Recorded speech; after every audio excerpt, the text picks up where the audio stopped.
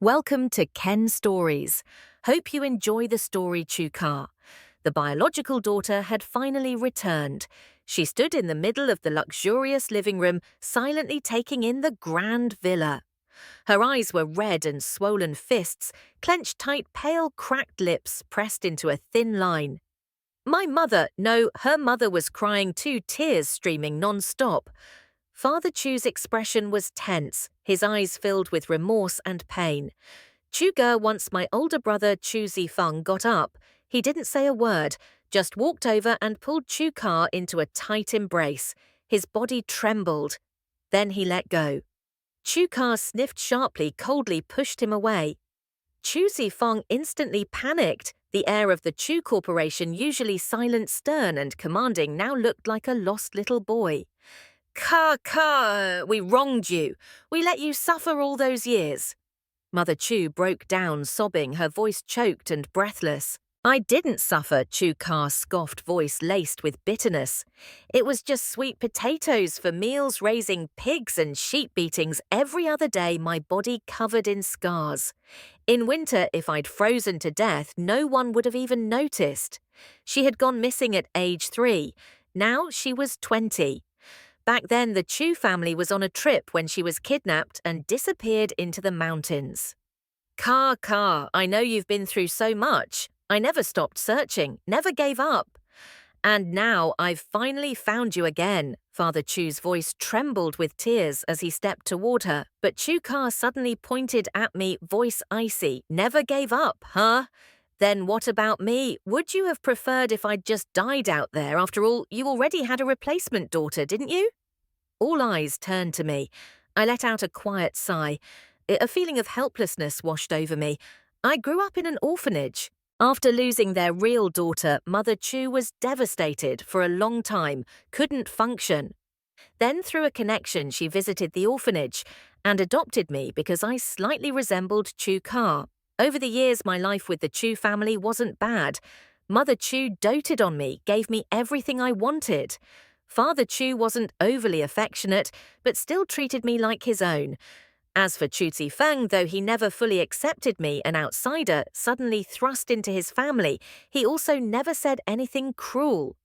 I was attached to this family. So when my biological parents came to find me, I refused to go with them. That was 2 years ago. That day, a whole fleet of luxury cars lined up at the orphanage to pick me up. Dozens of million-dollar cars all showed up at once. Even helicopters were dispatched to make sure the roads weren't blocked. My new mansion had already been built, just waiting for me to move in. Under my birth parents' names were dozens of major companies. I could pick any of them to take over. Even multinational corporations in Europe and the US were available if I wanted a challenge. I was stunned. But in the end, I didn't go. I only asked them not to appear again, not to disturb the Chu family. I didn't go partly because I didn't know how to face that extravagant world, and partly because I couldn't bear to leave the people who raised me. But now maybe I had no choice. Chu-Ka's hatred was overwhelming. She glared at me as if all the suffering she endured had been my fault. My foster parents clearly had no idea what to do. Chu Zifeng furrowed his brows, then coldly said, Chu Nyuk Hee, go back to school. Finish your degree properly. I was in the 2nd semester of my junior year, rarely on campus anymore. Him telling me to go back, that was clearly just an excuse to send me away to avoid clashing with Chu-Ka. My foster parents quickly agreed, urging me to return to school. I nodded and quietly went to pack my things. Behind me, Chu-Ka only grew more furious. Go back to college! Chu-Ka's voice seethed with hatred. While I was freezing to the point my face cracked open in the mountains, you were sitting in a warm lecture hall. Weren't you? Get out! Get out of my house! Don't ever come back! Her eyes burned with fury as she glared at me, her entire body trembling. My adoptive parents were once again at a loss. Chu Zifeng pressed his lips tightly, silent. I felt a pang in my chest, but then again, she was pitiful too. So I endured it. I was already leaving anyway. I bowed deeply to my adoptive parents and Chu Feng. Thank you for taking care of me all these years. I turned around, ready to go. My adoptive parents looked heartbroken. Chu Feng remained silent. Stop pretending to be pitiful, Chu Ka's voice stabbed me from behind. You're just a discarded child, our nobody, an unwanted piece of trash. Her words were like knives. Anger flared inside me. Chu Ka, I said coldly, turning around. Let's be clear, the suffering you went through wasn't my fault. I owe you nothing. The moment I talked back, Chu Ka lunged at me. You shameless bastard, you stole my family. You stole everything that should have been mine. She was practically hysterical, face flushed red with rage. But she was too weak. One small push and she collapsed onto the floor, sobbing and screaming. No one wants me anymore. No one loves me. My adoptive parents rushed to help her up in a panic. Chu Feng frowned deeply, glaring at me. Chu Nyuk, hi, what are you doing? Pack your things and leave now. He paused, then added coldly, I'll have someone send you money. Then he turned away, refusing to look at me. My adoptive parents clung to Chu Ka, neither of them sparing me even a glance. I quietly finished packing and stepped out of the villa. They all stood at the door, my adoptive parents and Chu Feng, watching me with unreadable expressions. Chu Ka clung tightly to their hands, with a faint, barely visible smile on her lips. I waved lightly, then turned and walked away. But suddenly Chu Ka chased after me, not allowing anyone else to come along. I looked at her, confused. She leaned close, smirking. So, how was my performance? Not bad, right? Didn't expect to get rid of you this easily. She giggled, pleased. I thought I'd have to drag it out for a few more days. I froze. So it was all an act. Impressive. I had to admit she played it well. Chu Ka shrugged to, I survived years of torture in the mountains. If I didn't know how to manipulate people, do you think I'd still be alive? Her laughter turned maniacal, pride gleaming in her eyes. I even seduced the couple who bought me, got them to turn on each other and destroy themselves. Ha! Isn't that hilarious? She laughed like a lunatic, eyes full of cruel satisfaction. I just shook my head and said softly, You're clever, I'll give you that.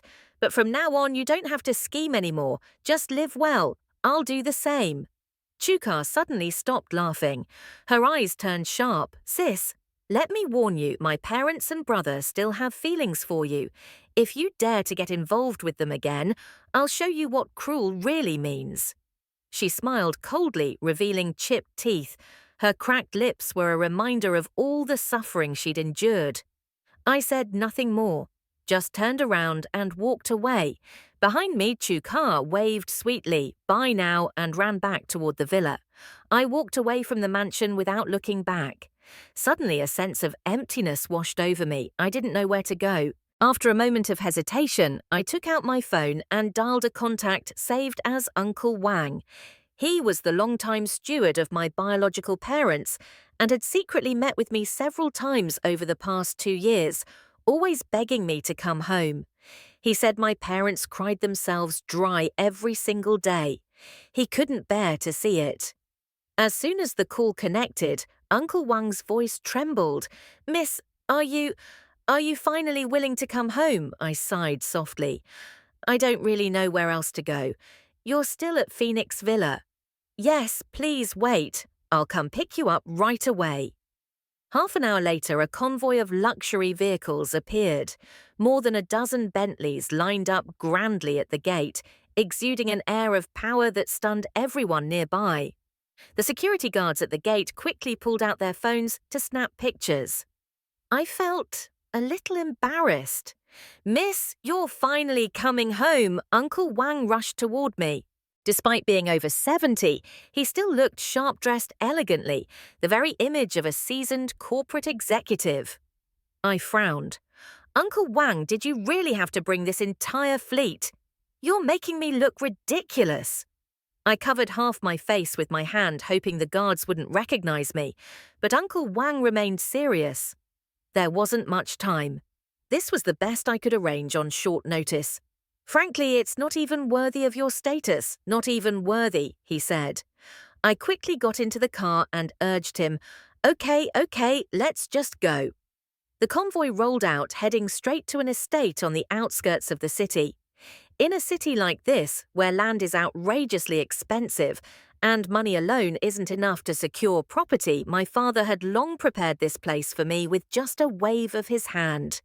Miss the Master and Madam are currently in Europe on business. I've informed them. They said they'll cut their trip short and return as soon as possible. Uncle Wang couldn't hide his excitement. Let them focus on business. I'm fine, I replied calmly. I didn't want my biological parents to miss any important deals just because of me. But Uncle Wang shook his head firmly. Miss, you don't understand. Nothing is more important than you. We've waited far too long. His eyes reddened, voice trembling. I held you in my arms when you were just a baby. All these years, I've hoped and prayed every single day. Seeing him so emotional moved something inside me. Thank you, Uncle, I said softly. He immediately waved his hands, flustered. Oh, no, I dare not accept your thanks. Then with a burst of energy, he started making plans. Now that you've returned, we must host a grand banquet. Invite all the top figures in high society, and although the Chu family doesn't hold much power, they did raise you, we should still send them an invitation. You had an adoptive older brother, right? What was his name? Chu Feng. Uncle Wang rubbed his hands together, a glint in his eye. I nodded. Yes, Chu Feng. And how did he treat you? He wasn't bad, just cold, perfect. Uncle Wang clapped his hands together. We'll arrange for him to be involved in a major project in Jin City. Let him make a few billion, consider it a token of gratitude for raising you. Uncle Wang's words were casual, as if a few Billion-Yuan were pocket change. I didn't comment. But when we arrived at the estate, I was truly stunned. 2 rows of uniformed staff were lined up, bowing in welcome. The estate was massive, more like a royal palace than a home. What? Is this a royal residence? I whispered, eyes wide. Uncle Wang chuckled. Miss, I know you're still adjusting to your new identity. I won't overwhelm you. He helped me with my luggage, then handed me a small leather box. I peeked inside, full of valuable items. Then he solemnly placed a few things into my hand. This is the Black Gold Dragon card, the highest tier card from the Jin financial system. Limit 1 billion yuan. This is your pocket money. These are keys, 7 cars in total. Ferrari, Bugatti, Maserati, all parked in the underground garage. And this is a gold honorary ID card from Fenghua Group, the largest corporation in the city. You can drop by whenever you like. He just kept handing me item after item. I couldn't keep up. That's enough. I'll take a look later, no more for now, I interrupted. Seeing my overwhelmed face, Uncle Wang finally stopped. He gave the staff strict orders to look after me, then left. I picked a room and settled in. It felt like I'd stepped into a literal palace. Outside servants still waited in rows, which made me uncomfortable. My phone rang. It was Duo, my college roommate. She was always busy running around for her internship, constantly complaining about work. I figured this time would be no different. But as soon as I answered Nuke, "Here were you kicked out of the Chu family," I froze. "How did you know there's a new girl in our school group chat?" A teacher added her. "She said she's your younger sister. She also announced she's throwing a birthday party next week and invited our entire class." Her tone was casual, but I instantly understood the game. Not only did she claim to be my sister, she also subtly revealed I'd been kicked out of my family. My anger flared. Is Chu Ka insane? I already left their house and now she's coming to my school to stir up drama. Without hesitation, I called Chu Feng. He answered calmly. "What is it?" I spoke through clenched teeth. "I want to speak to Chu Ka." Before he could respond, a sweet and innocent voice came through Sister Nyok. "Hi, is something wrong?" She deliberately emphasized sister, her tone soft, but dripping with mockery. "What do you want from me?" "Nyok." I gritted my teeth. "What are you trying to do?" Chukar giggled, voice sugary but laced with venom. "I just wanted to try living your life for once, the life that should have been mine, including your university." Her voice dropped, smile vanishing. Cold, resentful. Did you really think I'd forgive you that easily?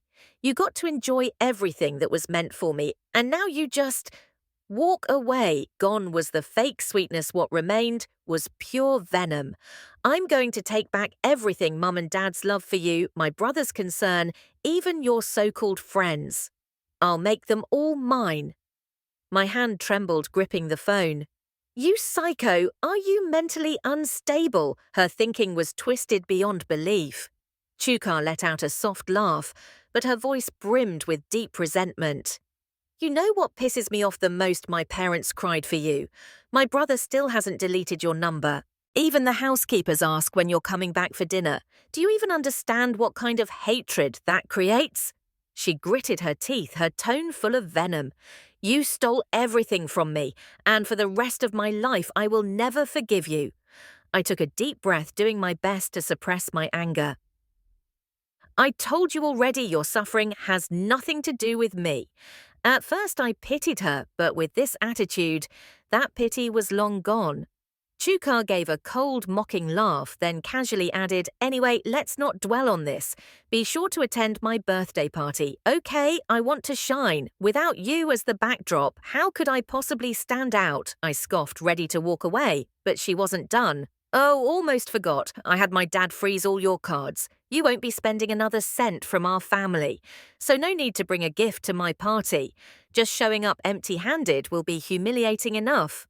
She grinned smugly. Not only did she have my adoptive father freeze my credit cards, but she also planned to use her birthday party to publicly humiliate me. By then, she'd be the center of attention, a glowing heiress newly returned. And I'd be the disgraced one kicked out of the family, too poor to even bring a gift. How could I not be furious? She'd gone too far, and now she wanted to drag my name through the mud on campus too. I couldn't let her do this. So, she wanted me at that party, fine. I'll go. I went downstairs and summoned one of the maids. She looked like the head housekeeper, mid-40s, calm and elegant, more poised than some college professors. Could you help me buy a gown and a pair of heels to match? It's a birthday party after all. I should dress appropriately. She nodded with a bow. Yes, miss. Please wait a moment. Then she quickly left, probably assuming I was preparing for the welcome gala my parents were going to throw when they returned from abroad. After all, that day was approaching the day when all the elitists in high society would gather for my official return. I added nothing too extravagant, just something tasteful and refined. The housekeeper nodded again and left. I waited and waited. She didn't return for a long while. Do high society staff always move this slowly? I was just starting to wonder when the sound of engines echoed outside. Curious, I looked out the window and saw several luxury cars rolling into the estate. The housekeeper hurried to greet them. To my shock, over a dozen people stepped out, mostly women, with just 2 men. All of them were impeccably dressed and clearly seasoned professionals. Each carried boxes and bags, their expressions equal parts, excited and nervous. What was going on? The housekeeper returned and bowed respectfully. Miss, these are top-tier experts from their respective fields, all here to serve you. I blinked, confused. Experts. In what these are stylists trained in Europe and the US, they dress top-tier models across the globe. And these are makeup artists who've worked with A-list celebrities. I stared at her, speechless. I just wanted a dress and some heels.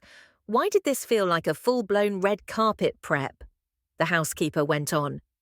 These makeup artists are especially popular among society ladies. And these 2 gentlemen are celebrity hairstylists.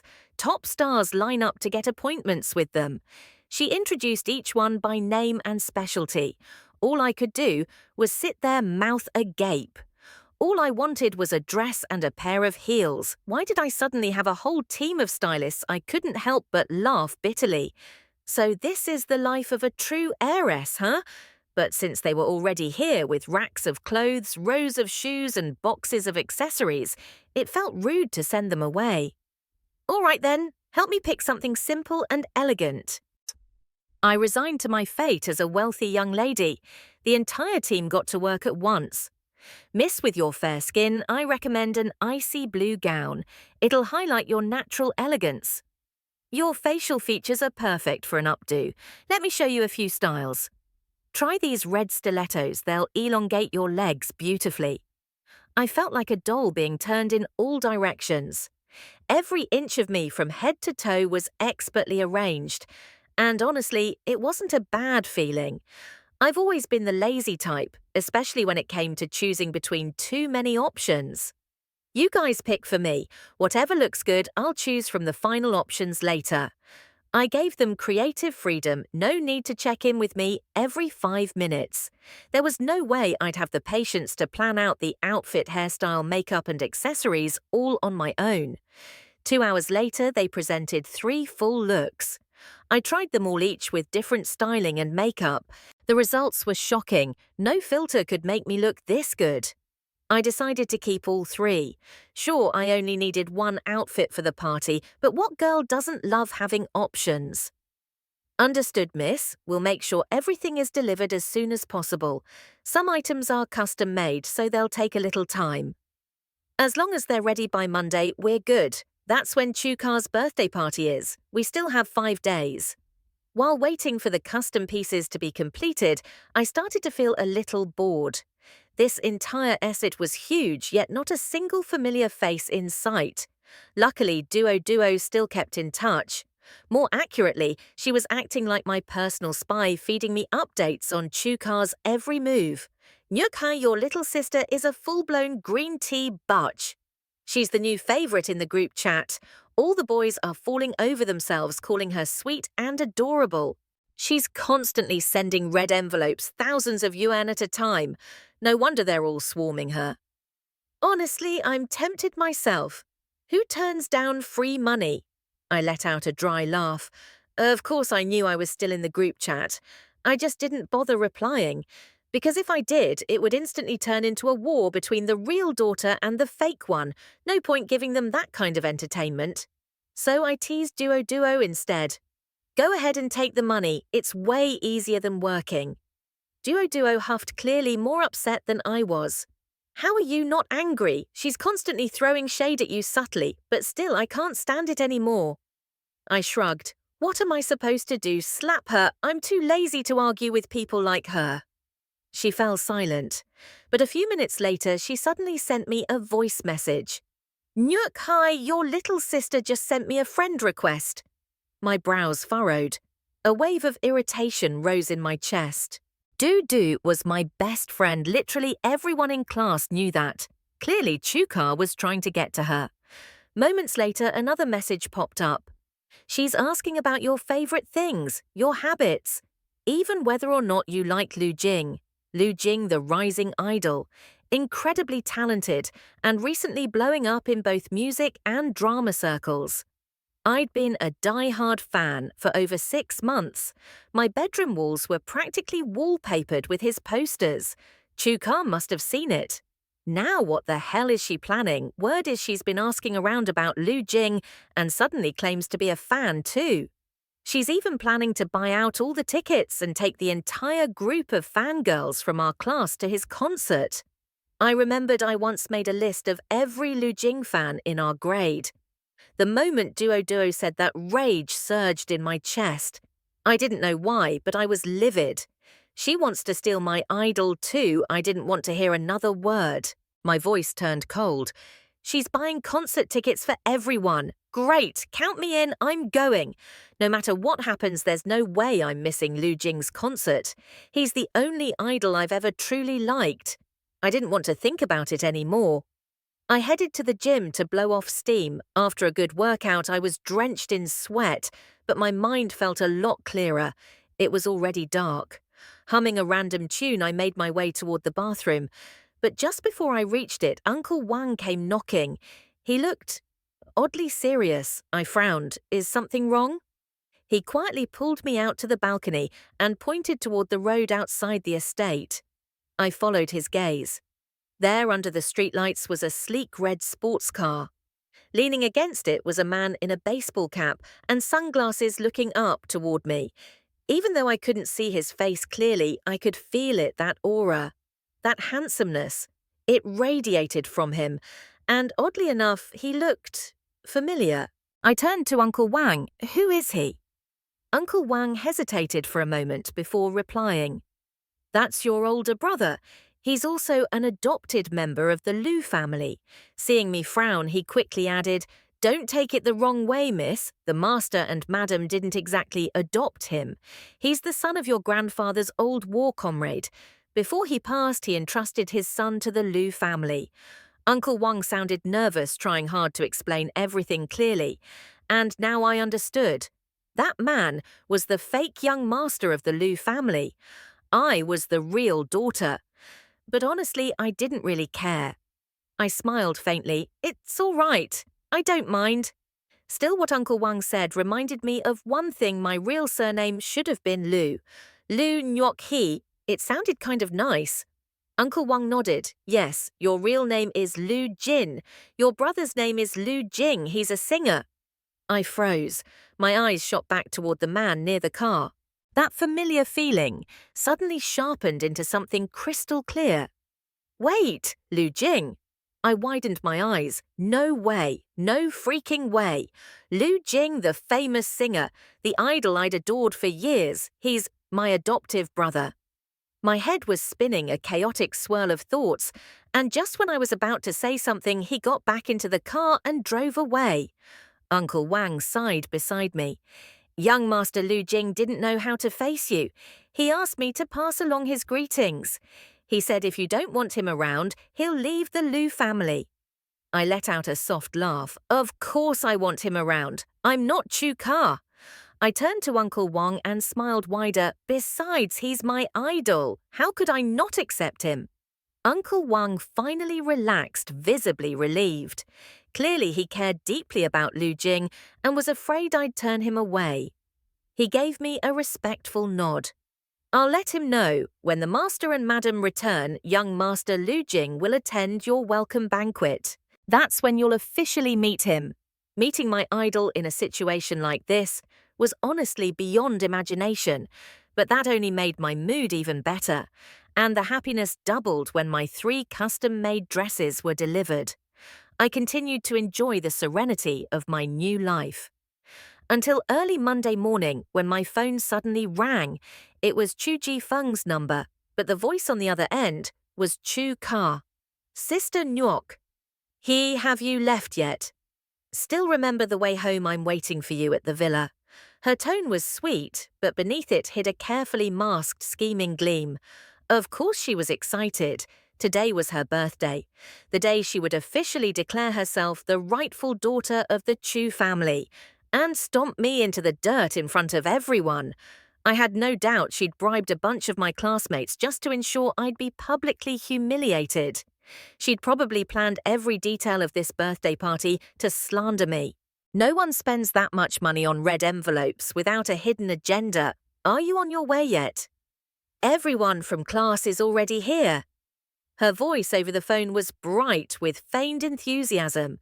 I lazily replied, Yeah, heading out now. Everyone's here. The room is full of handsome guys and pretty girls. The energy is just unreal. She deliberately emphasized the lively atmosphere.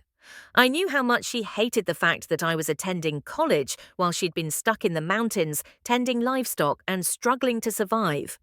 But I didn't want to engage with her. I just hung up. Then I washed up and asked the maids in the manor to help me get ready. My hair was styled into a simple high bun, but my makeup was meticulously done. The beauty team had already curated the perfect look in advance. All that was left was to follow it. Of course, I could have called an entire glam squad if I wanted, but I couldn't be bothered. Once everything was done, I looked at myself in the mirror. Not quite drop-dead gorgeous, but definitely enough to make heads turn. Miss, which car would you like to take today? The housekeeper had already arranged for a female driver. I casually replied, the Lamborghini. Just like that, the gleaming Lamborghini was rolled out of the garage, sleek, elegant, absolutely badass. I was just about to climb in and enjoy the ride when Uncle Wang came rushing over. Miss, I frowned. What now? I've completed the contract. The master and madam have approved it. Please review it one last time and I'll finalize the signing. He was holding a thick stack of documents. I blinked, confused. What contract? It's the joint project between our Fenghua Group and Chu Ji-Feng's company. Didn't you say before that you wanted to give him a few dozen billion to repay the kindness? I froze, the memory coming back to me. Oh, right. I did say that. But if my parents already agreed, then there was no need to look too closely. All right, just proceed as planned, I said calmly as I stepped into the car. I wouldn't understand the contracts even if I read them anyway. Uncle Wang nodded and quickly walked off with the paperwork. And with that, we sped toward the Phoenix Villa district. As the familiar scenery came into view, I couldn't help but feel a pang of emotion. After all, this used to be my home. The Lamborghini glided through the gates and parked right in front of Chuka's villa. My classmates were already there, most of them out on the lawn, grilling barbecue and laughing loudly in the warm sunlight. Inside the villa, the lights were bright. Balloons covered the ceiling and rose petals carpeted the floors. The housemaids bustled around, everyone smiling with excitement. But the moment I appeared, all attention turned my way. After all, a Lamborghini pulling up to the party was more than enough to steal the spotlight. Classmates gasped in awe. "Oh my God, is that a Lamborghini?" one of them shrieked. "No wonder this is called the Rose Villa District." My adoptive parents and Chuka stepped out of the house. Both looked utterly stunned, and Chuka's eyes narrowed as she scanned the car, trying to see who was inside. Next to her were 5 of my classmates, 3 girls, 2 boys. Judging from their expressions, I could tell Chuka had roped them in. No doubt they were part of her little scheme to humiliate me during the party. I stepped out of the car calmly. There was no need to act flashy. That single motion was enough to silence the entire courtyard. My adoptive parents stared at me wide-eyed. Chuka's face turned stiff, the smile on her lips vanishing. The 5 classmates just stood there, exchanging bewildered glances. Then suddenly a shrill, excited voice rang out. "Nyok Hai!" Deodore burst out from the crowd, still clutching a skewer of grilled meat, bounding over like an excited puppy. I held out my hand to stop her, but she ignored it, going straight for the Lamborghini, squealing, "Oh my God, this is insane! Let me take a photo with it!" I stared helplessly at my best friend. Honestly, when duo's in fangirl mode, no one can stop her. Still, the atmosphere at the villa had turned oddly tense. A little awkward. Yet with duo's infectious enthusiasm, the other classmates finally warmed up. A girl from a wealthy family walked over, beaming, "Nyok Hai's here, wow! Your dress is amazing. It must be custom right, easily worth hundreds of millions." Only then did everyone begin to realize it wasn't just the car. Even my style today screamed top tier. I looked like a legit A-list celebrity. "She looks like Dilraba Dilmurat Nyok Hai. I've been crushing on you for 3 years. Thought today I could win your heart. But you're too beautiful. I give up. She's gorgeous. How did she put that outfit together? Absolute perfection." I'd always had a good relationship with my classmates. No matter how cunning Chuka was, no matter how many bootlickers she'd recruited, at this moment, none of it mattered. I was the center of attention. My adoptive parents approached their expressions complicated, seemingly confused. I was just about to speak when Chuka suddenly let out a laugh and walked over sweetly. Pretending to be close, she grabbed my hand. "Sister Nyok." "Hi, wow, you must have saved up a lot." "That dress and the car couldn't have been cheap. Should I cover the cost for you?" Her words sounded generous, but everyone knew it was a provocation. The whole courtyard fell silent for a second. Everyone could sense the passive-aggressive venom in her voice. I remained composed and answered flatly, "Mum, it didn't cost that much." Chuka raised her eyebrows as if to say, "Oh, really?" Then added with a fake smile, "Our family isn't exactly poor. If you like supercars, I can just buy you one. No need to rent anymore, okay?" It sounded casual, but I knew full well the Chu family wasn't rich enough to toss around money like that. They could maybe afford a Lamborghini, but they'd never splurge on something so extravagant. I simply smiled, not bothering to reply. Chukar gave up the back and forth and glanced at her 5 recruited classmates, clearly signalling them to get ready and mock me. But they just looked at each other awkwardly. Not a single one spoke up. Chukar's smile faltered. I could see her irritation bubbling, but she held it back, pressing her lips into a thin line. Then she reached out and pulled me toward the villa. Sister Nyok-hee, look, I've decorated the living room with Luke King posters just for you. Chukar beamed brightly proudly, pointing at the wall, now plastered with my idol's face. I'm going to his concert next month. I'll get his autograph for you. Okay, you've liked him for so long and still don't have one, right? I stared at the wall, utterly speechless. He actually covered the entire living room with my idol's photos. Then made a big deal about getting me a signature. I replied flatly, no need. Autographs from Luke Kin. I could get a dozen if I wanted. I'm not interested anymore. His smile faltered. I knew what he was doing. First buy off classmates to humiliate me. Then use Luke Kin to provoke me. He wanted me to lose control to break down at the party in front of everyone. But what irritated me wasn't Luke Kin, it was him, Chukar. His every move oozed insincerity and malice. Too bad for him I stayed calm the entire time. My composure started to throw him off. He stood beside me, thin, small-framed. His expensive outfit looked cheap next to my presence. His little performance pathetic, immature, completely ineffective. That's the power of money and status. I didn't have to say a word. Just standing there radiating quiet elegance was enough to crush him. Still, he forced a smile, trying to sound admiring Sister Nyuk. Hi. You're so cool. You've really got that queen energy. He gave up showing off the posters and turned to my adoptive parents. Where's my big brother? He said he was getting me a gift. Why's he not back yet? He should have been here by now, my adoptive father replied, a hint of worry on his face. Maybe he's stuck in traffic. No worries. I can wait, Chukar said, then turned back to me.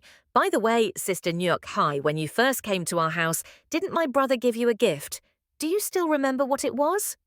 I frowned. Obviously, he was planning something. I genuinely couldn't remember. It was so long ago, something I'd probably tossed in a drawer and forgotten. You forgot, Chukar suddenly pulled out a silver bracelet from his pocket and held it in front of me. Was it this one? I looked closely. The bracelet was tarnished, bent out of shape, no longer a perfect circle. But yes, it was the one Chu Tu-fong gave me when I was first adopted. Back then, he hadn't wanted me in the house, but my adoptive parents insisted, even forced him to give me a welcome gift.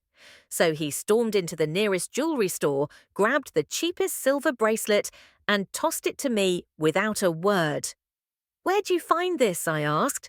I lost it ages ago. I found it under your bed while cleaning your room, Chukar said brightly. Then he turned to the others, tone full of mock sympathy. Our poor Nyuk-hee. How could my brother be so careless giving such a cheap bracelet? What, 300 yuan at most? I raised an eyebrow. Oh, I see. Digging up old stories to humiliate me now, pathetic. I wasn't his biological sister, just an orphan adopted into the family. Getting a cheap bracelet was expected, nothing worth bringing up. That's when a girl in the crowd suddenly piped up. Well, she's just an orphan from a shelter, right? Getting a silver bracelet is already pretty generous. After speaking, she quickly looked away, like she'd just completed her mission. There was no doubt Chukar had bought her off. Finally, someone dared to insult me openly. I always thought Nyuk-hee was some billionaire's daughter. A girl sneered. Turns out she's just an abandoned orphan. No wonder she became student council president. I bet she paid for that title, huh? As soon as she finished speaking, the entire room fell into a suffocating silence. The air was thick with tension, and no one dared to say a word. I nearly laughed. It was hilarious. And yet, Chukar suddenly played the saint, raising a hand to calm everyone. Okay, that's enough. Even if my sister was adopted from an orphanage, she'll always be my real sister in my heart. And just as he finished that sentence, Chu Tufong returned. His car almost collided with the rear end of my Lamborghini. Chuka's eyes lit up instantly, but he still threw me a smug glance before strutting outside like some arrogant little prince ready to receive his grand birthday gift. Of course, everyone expected something extravagant, a luxury item worth tens of millions at the very least. After all, this was his day. He was supposed to be the star. The crowd held their breath, curious to see what it would be. But then, Chu Tufong stepped out of the car empty-handed. Chuka instantly frowned and peeked into the car. "Brother, where's the gift? Can't ye go enjoy the party? I have to take Dad to the company. Something urgent came up. Might not be back for a while." He reached for my adoptive father, about to drag him away. The guests all looked confused. Chuka's face twisted in disbelief. His voice cracked. You didn't get me a gift. The vice president needs to talk to me about something critical. I have to bring Dad over. It's a huge deal. I'll make it up to you later." Without waiting for another word, he led our father away. "What's going on?" Dad asked, frowning. "I'll explain in the car, Dad. It's a trade secret." He hesitated, glancing from Chu Tufong to Chuka, but I already knew what was happening. Uncle Wang's team must have contacted him about the business deal, a project worth tens of billions. Of course, he'd drop everything. I smiled politely, playing the considerate daughter. "Go ahead, Dad. Company matters are more important. I'll stay here and celebrate my little sister's birthday on your behalf." He still looked guilty, but in the end, all he could do was apologize to Chuka and leave. As their car drove off, Chuka stood frozen in the courtyard, face pale, fists clenched, barely holding it together. He looked like a cornered wolf left out in the cold. Now that my adoptive father and brother were gone, this birthday party was basically ruined. My adoptive mother tried to keep things together, forcing a smile as she comforted Chuka and gently urged the guests to enjoy themselves. But I could see it in her eyes. She was overwhelmed. How could she not be? Chuka had planned to humiliate me, yet ended up embarrassing himself. Our conflict was now sharper than ever. I took the initiative to lift the mood, dragging Duo into the crowd to liven things up. Eventually, the party got back on track, but near the end, I noticed Chuka had vanished. My adoptive mother approached me, eyes red and swollen, unable to say a word. I gently patted her on the shoulder and said softly, "It's okay, I'm not upset." She choked up, apologized to me, and quietly went upstairs. After the party, I returned to the estate. Duo insisted on coming along, but I refused. Instead, I let her enjoy a quick joyride in the sports car to satisfy her speed obsession, then dropped her off. When I arrived, Uncle Wang was already waiting at the gate. Seeing me, he immediately smiled and delivered the good news: everything's nearly settled. We just signed the contract with Chu Tufong. His company will make at least 2 trillion this year. 2 trillion was an astronomical number for the Chu family. I couldn't help but feel happy for them. Suddenly, Uncle Wang remembered something and added, "Ah, right. Miss, we haven't told Chu Tufong about your real identity yet. It's best if you do that yourself when the master and madam return and we hold the welcome banquet." I nodded slightly. By then, I, the real heiress of the Luke family, would sit with my biological parents and brother raising glasses together. The elite of the business world would take notice of the Luke name, and that alone would bring immeasurable power and leverage to our family. After sending Uncle Wang off, I felt exhausted, went upstairs, showered, and got into bed. But just as I laid down, my phone rang. It was Chuka, still calling from Chu Tufong's number. She still refused to save my number under her own name. I picked up. On the other end was her mocking laughter. "Chu Nyuk. Hi, you must be so pleased with yourself today, huh? Think you've won." "In your eyes, I'm nothing but a pathetic clown, aren't I?" "That's right," I replied flatly. She burst into laughter. It echoed through the phone like she was releasing every ounce of resentment bottled up inside. "You really think I'm a joke? Do you even know why Dad and my brother had to rush back to the company? I said nothing. 2 trillion, she screamed like she'd gone mad. They just signed a massive contract. This year our company will make at least 2 trillion.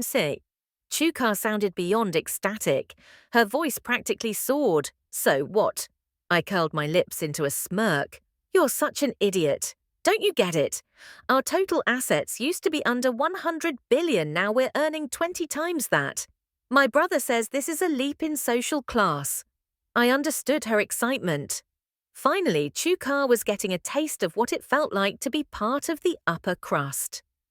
Congratulations, I said blandly. She fell silent. The laughter stopped. She'd been waiting for me to lash out in jealousy, to tremble with rage, but I didn't care at all. Chunyuk-hee, I guess you don't understand what a true leap in class means. Makes sense, my dad and brother didn't tell you the details. Mo, is that so? Let me spell it out for you. The company that just signed with us was Luke T. Fonghua Group. My brother said the Luke family is so rich it's beyond anything you can imagine. Her voice dripped with arrogance, as if she were the real heiress of the Luke family. But deep down, I actually appreciated the compliment. Chukar continued bragging, not only did we sign the deal with Luke T, we're also invited to the upcoming banquet hosted by their daughter. They're sending us a formal invitation. Now do you get it? This is what a real social class leap looks like. We'll finally have access to the aristocrats, the real elite.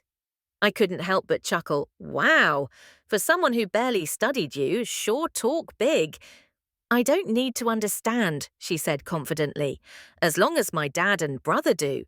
This time at the Luke family's banquet, maybe I'll snag myself a billionaire or two. She laughed smugly. Ridiculous. Everything she was bragging about should have been mine in the first place. If I hadn't come back, she would have been the one invited. She wanted to provoke me, but all I felt was amusement. Congratulations, I replied, indifferent. Not getting the reaction she expected, Chukar paused. Her smirk slowly faded. Chunyuk-hee, you really don't seem to understand what a class leap looks like, she snapped. Then, as if unable to hold back, she started bragging again. You know what? Some of the most legendary names in business are attending. Over 100 people, all big players. I've seen a bunch of them on TV. God, the scale is insane. I have to prepare properly. I can't embarrass myself. Thinking that she went to her mother and asked to learn etiquette. From posture to cutlery, she wanted everything perfect. But her mum laughed and tapped her head gently. You've watched too many dramas, sweetheart. Don't overthink it. Just be natural. In high society, everyone knows everyone. No one actually cares about those formalities. Thinking it over, I realized she was right. If I acted too stiff, I'd just become the punchline of the party. After all, I was the real Luke heiress. All I had to do was follow my heart. The banquet was held sooner than expected. The speed at which the elite operate was truly staggering. In just 5 days, everything had been arranged. Big names from all over the country flew in. I heard some even booked entire private jets just to attend. The Luke estate had never been more vibrant. Powerful figures gathered from every direction. Some stood chatting in the rose garden. Some sat in gazebos, sipping tea by the lake. Others clinked glasses inside the villa discussing investments. People were everywhere. It was so crowded that even a trip to the bathroom could mean bumping into a Shanghai business tycoon. Night fell, the banquet officially began. Guests slowly made their way into the grand hall and took their seats. My mother pulled me along to greet a few of them to ease my nerves and get familiar with the atmosphere. After all, I'd be walking up that stage with my parents soon. The Luke family's young lady looks like a celestial being. An old gentleman chuckled. How could someone like her ever be lost in the mortal world? Everyone laughed warmly. I offered a modest smile in return, but a striking woman nearby added with a grin, with a face like that, I bet the suitors will be lining up to the gate. Another chimed in. Exactly. Look at all the young men here tonight. You think any of them aren't sneaking glances at Miss Luke? They weren't wrong. Plenty of eyes were indeed on me, and none of these men were average. All were heirs to powerful conglomerates or rising stars in their fields. Normally, I wouldn't have had any chance to meet them. Having so many of them noticing me now made me feel a little shy. I found an excuse to slip away to the restroom, exhaling softly to calm myself. But just as I did, a wave of excited screams erupted outside. "Oh my God, isn't that Luke Kin? It is him! That's the Luke family's eldest son." A top-tier celebrity, the girls at the banquet were buzzing with excitement. What was surprising was that these girls weren't the type to easily fall for celebrities. But Luke Kin, not only a famous singer and actor, was also the young master of the Luke family. Curious, I stepped outside for a look. Several prestigious heiresses had already gathered around him, but he moved quickly, brushing past all of them. I couldn't help but laugh to myself. As expected of my idol, still effortlessly cool as ever, seeing that I decided to follow. Today was as good a time as any to officially greet him. It seemed Luke Kin didn't quite know how to face me, so I'd be the one to make the first move. I quickly trailed him toward the main hall's entrance where Uncle Vuong and the butlers were welcoming guests. There were still a few late arrivals. Luke Kin glanced at his watch, then scanned the road, probably checking whether everyone had arrived. I was just about to step forward when I spotted Chu Ka. She was dressed extravagantly in a floor-length white gown, entering with my adoptive parents and Chu Tu Fong by her side. All three looked tense, their posture stiff with nervousness. Chu Ka, on the other hand, held her head high, walking with smug confidence. Her face was lit with excitement and expectation, like a mating peacock trying to impress a mate. Of course, in terms of looks, this peacock wasn't bad, a little thin, but still cute in an innocent kind of way. Too bad. This was the banquet of the real Luke heiress, surrounded by elegant heiresses from across the country. Among a garden of rare roses, Chu Ka looked no more than a wildflower easily lost in the crowd of dazzling beauty. As my adoptive parents and Chu Tu Fong entered, Luke Kin stepped forward to greet them. He smiled gently, his demeanor approachable and warm. My adoptive parents and Chu Tu Fong nodded furiously, clearly overwhelmed. But Chu Ka froze in place, her eyes lighting up as she blurted out, You're Luke Kin?" "Yeah, I'm Luke Kin," he nodded calmly. Chu Ka looked like she'd been struck by lightning. She quickly smoothed her hair, trying to compose herself. "I'm Chu Ka. I'm a huge fan. I never expected to meet you here. Are you a guest too?" Mr. Luke Kin replied evenly. "I'm a member of the Luke family." The words stunned her. Her face flushed red with shock. Even my adoptive parents and Chu Tu Fong couldn't hide their surprise. They quickly shook hands and grew noticeably friendlier. Chu Ka stepped closer, reaching out with hopeful eyes. She took his hand, gazing up at him dreamily. Bold. I silently admired her nerve, but Luke Kin frowned and quickly pulled his hand back. "Please head inside. Someone will show you to your seats. I'm just checking to see if any guests haven't arrived." And without another word, he turned and walked off. Chu Ka looked after him with clear disappointment, but she still seemed pleased deep down. Then, with my adoptive parents and Chu Tu Fong, she stepped forward and came face to face with me. I didn't avoid her. After all, I still had to greet my adoptive parents and Chu Tu Fong. The moment Chu Ka saw me, she froze, her voice laced with disbelief. "Why? Why are you here?" Her expression was like she'd seen a ghost. Her eyes filled with suspicion. Her reaction was so rude that it even made those nearby frown. My adoptive parents quickly apologized and pulled Chu Ka closer to me, but she kept glaring, and before I could say a word, she sneered. "I get it now. You used my family's name to sneak in, didn't you? You told Luke Kin you're also from the Chu family." "Shameless." She gritted her teeth. "Of course. That kind of cheap excuse could only come from her." I stared at her coldly. "I'm the heiress of the Luke family." The moment the words left my lips, Chu Ka burst out laughing as if she'd just heard the joke of the century. My adoptive parents and Chu Tu Fong exchanged stunned glances, completely in disbelief. I smiled gently. Dad, Mum, Brother, let me show you to your seats. The invitations have your exact spots written on them. But Chukar seemed to realize something. She suddenly scoffed, "Oh, I see. You're working the event." Her eyes scanned me from head to toe before she sneered again. "Wearing something so plain, you do look like staff." I hadn't changed into my formal outfit yet, just wearing a simple ensemble. Simple, yes, but worth hundreds of thousands. Too bad her taste was so pedestrian. I responded calmly, Chukar. "I don't want to argue with you. Shut your mouth. Tonight is important for my parents and my brother. Without my help, they'd never actually step into this level of high society." My words made her scoff even harder. "You're the one who should shut up. What, you came here just to get close to Luke Kin? That's hilarious. Guys like him, only I have the right to speak to. Maybe you're better off in the kitchen doing dishes." Her arrogance had rotted her to the core. Just then, the butler appeared beside me. I knew what that meant, time to change. I glanced at Chukar and said flatly, "Take them to their seats." Then I turned and walked off without even looking back at her stunned expression. To the butler, I instructed, "They're my relatives. Make sure nothing goes wrong."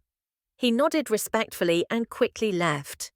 I could still hear Chukar's mocking voice echoing behind me, but I didn't care, not one bit. I stepped into the private dressing suite. Over a dozen attendants were already waiting. My mother was there too, smiling brightly as she waved me over. "Kimni, come change quickly. You'll be going on stage with us soon." Without delay, I changed into the evening gown, got my makeup and hair done, and adorned the jewelry prepared just for tonight. In mere minutes, I had completely transformed, even better than any filtered photo app. My mother beamed with pride, squeezing my hand. "My daughter is stunning. Even Luke Kin said so. And you know how picky he is." I raised a brow. "He's seen me." She sighed softly. "He has, but he didn't know how to face you. That silly boy always overthinks things. He's worried you're still mad at him." I laughed, shaking my head. "He's handsome and talented." "Fine. I'll compliment him later tonight." My mother rolled her eyes playfully, her smile filled with meaning. When I stepped out of the dressing room, my father was already waiting. He wore a simple tuxedo, but even so carried the commanding aura of a powerful man. I greeted him politely, then turned my gaze toward the stage. At that moment, the butler stepped forward to address the guests. "Thank you all for taking the time to join us for tonight's celebration." And then, in a solemn voice, he announced, "Please welcome the chairman and madam of Luke Corporation, along with the young master and the heiress of the Luke family." To the stage, I saw Luke Kin hurrying toward the stage, his eyes briefly brushing past me before quickly looking away. Our parents led the two of us up the steps with calm, measured grace. Below the stage, hundreds of powerful, sharp eyes were watching. These weren't just any guests. They were some of the most influential figures from elite circles across the country. If my parents and Luke Kin hadn't been by my side, I might have trembled. Even so, I was a little tense, my smile slightly stiff. Suddenly, Luke Kin gently reached for my hand. He didn't look at me, just quietly tightened his grip, steady and warm. And just like that, my heart settled. The smile on my lips gradually became natural.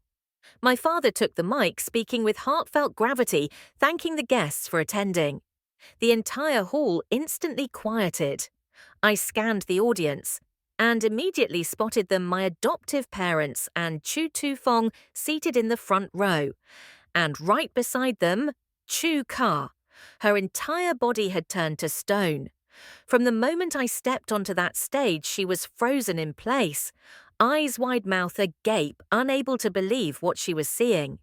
My adoptive parents and Chu Tu-fong were stunned too, their gazes locked on me, faces full of disbelief. Chuka stood dumbstruck for a few seconds before quickly rubbing her eyes.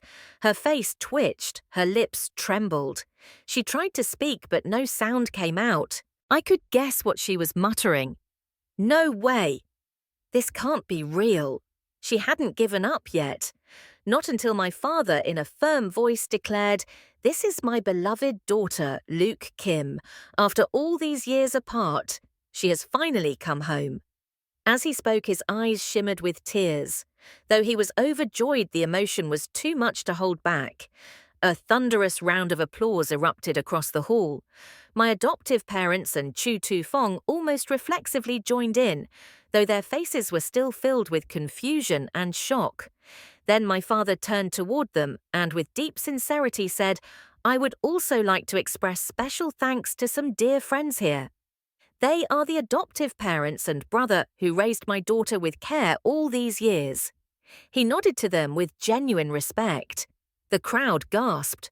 With my father's status and name, a single word of acknowledgement was enough to elevate my adoptive family into high society. From this day forward, they would no longer be nameless. They would be remembered and respected by the most elite families in the nation. My heart warmed. Dad really understood me and silently helped me achieve what I couldn't do on my own. My adoptive parents and Chu Tu Fong jumped to their feet, overwhelmed, bowing repeatedly gratitude written all over their faces. But Chu Ka was utterly crushed. The last shred of hope she clung to shattered. There was nothing left to grasp. The truth was laid bare. I was the real heiress of the Luke family. No, this can't be real, absolutely not. Suddenly, Chu-Ka shot up and screamed, finger-pointing directly at me, eyes blazing with madness. The entire hall froze. All eyes turned in her direction. My parents' expressions immediately darkened. Luke Kin furrowed his brow and subtly signaled the attendants behind us. My adoptive parents and Chu Tu Fong panicked and tried to restrain her. But she thrashed wildly like a possessed soul. Her eyes burned with hatred and despair. She had lost it completely.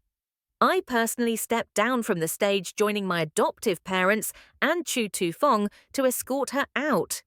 Eventually, after screaming incoherently, Chu Ka collapsed in a fit of rage, unconscious. Chu Tu Fong panicked, carried her out of the venue in a hurry. Back on stage, Luke Kin quickly took over. He cracked a light-hearted joke to ease the tension, then smoothly guided the party back on track. I stepped outside with my adoptive parents and Chu Tu Fong. The air was much quieter now. "Nyuk Hee, we're so sorry, we embarrassed you." My adoptive parents looked at me, voices trembling with guilt. They even looked like they were about to kneel. Chu Tu Fong lowered his head too, his tone strained. "Miss Luke, I truly apologize." He hesitated, then added softly, "That 2 billion yuan deal, it was because of you, wasn't it? Thank you." I simply shook my head and glanced toward Chu Ka, still unconscious, but her face was locked in a bitter grimace, jaw clenched tight. "Take her to the hospital. Find the best psychiatrist in the country for her treatment. I won't show up in front of her again." I paused, then continued, "I'll be moving to my biological parents' home. I won't be staying at this manor anymore." Truthfully, this estate was something my real parents had temporarily bought for me. But now that I had officially returned to the Luke family, of course I had to live in their actual home. My adoptive parents' eyes turned red. Silent tears began to fall. Chu Tu Fong bit his lip, struggling to hold back his emotions. "Don't cry. It's not like we're parting forever." I smiled, trying to comfort them. "When I get the chance, I'll sneak back to visit." Then I stepped forward and gave them a tight hug. The three of them nodded gently, no one said anything. But I knew from now on everything had changed. 2 weeks later, I was horseback riding at our family estate in the capital when Butler Wang came rushing toward me. "Miss Young Master's concert is starting at 7 p.m. tonight. Would you like to attend Luke Kin's concert right here in the capital?" Chuka, of course, wouldn't be attending anytime soon. "Can I bring a friend?" I asked as I dismounted. A servant immediately led the horse away. "Of course, you can bring as many as you like." Hearing that, I called Doa Doa right away. These days, Doa Doa had a stable job, 4K salary, 1 day of work, 3 days off. Most of the time, she just sat in the office watching dramas, doing practically nothing. The moment she picked up, she shouted, "Newark, hi, I'm amazing. My manager just praised me for a task I don't even remember doing." I laughed. Of course you're amazing. You were personally arranged into Fonghua Group by the heiress of the Luke family, as the department's mascot no less. Hey, don't be smug about that, I teased, then asked, didn't you compile a list of all the Luke Kin fangirls in our class? Well, get them ready. Tonight we're going to his concert. My treat. Wait, what about Chu Ka? Wasn't she supposed to arrange this whole thing? She was the one who planned it. Remember, I didn't answer. I just smiled softly. Chu Ka's still in the hospital. Her condition is stabilizing. She'll probably recover eventually. Forget about her. Just call your little fan gang already. We're going to see Luke Kin perform. By 7 p.m., our whole group was seated in the VIP front row less than half a meter from the stage. Close enough to shake hands with Luke Kin. Doa Doa and the others were stunned. How on earth did you get us these seats? Tickets in this section are going for over 30,000 yuan. I didn't explain. I just stood there, waiting for Luke Kin to appear. For the past 2 weeks, he'd been busy deliberately avoiding me, and I had run out of options, so I came here to corner him. The stage lights gathered. Luke Kin stepped out. The entire arena erupted into deafening cheers. Countless fangirls were about to faint on the spot. Doa Doa was screaming herself hoarse, and I stood quietly among the crowd eyes fixed on him. He spotted me, instantly froze for a split second, but quickly he regained his composure and dove into his performance. The opening song was Little Sister, one he wrote himself.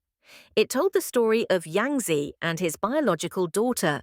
A little tenderness, a little pampering, like a warm breeze on a summer night. Of course, some said the song carried something deeper, a blurry line between sibling affection and something more. Was it familial warmth or a stirring of the heart that depended on how Luke Kin wanted to define it? As for us, we just applauded, because Luke Kin really could sing. No matter how identities got switched or how loyalties were betrayed, true worth could never be buried. Being biological didn't mean you got to trample others. Being adopted didn't mean you had to bow your head forever. I once walked away in silence. Once was called someone no one wanted. But it turns out sometimes people only realize who's truly irreplaceable after they've lost everything. I didn't need to speak to prove I was worthy. Time and presence would answer for me. And now I finally understood family isn't just blood. It's where love waits for you to return. Not where someone's tears force you to leave just because another has come back. Those who live in hatred will never see the light. But I've chosen to live quietly yet strongly, never letting anyone decide for me who I am. I didn't return to fight for a family. I came back to stand in the place that was always meant to be mine, with my strength, my presence, and my head held high. Thank you for watching Ken's Stories. I hope you enjoyed a relaxing and captivating storytelling experience. If you liked the video, don't forget to like and subscribe. Your support gives me the motivation to create more amazing content.